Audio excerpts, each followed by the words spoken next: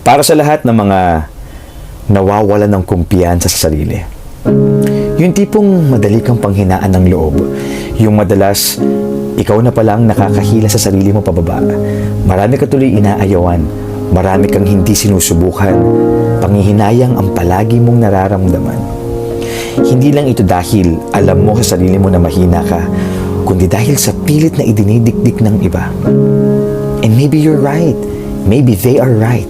That you are weak, that you have flaws, that you have imperfections. And so does everybody. Kaya nga, we have a perfect God. Our weakness is a reminder that He should be our strength. And our faint heart is a reminder that our courage should come from Him all the days of our lives.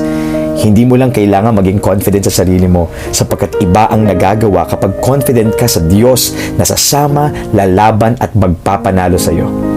Let's start trusting the Lord with all our hearts. God bless.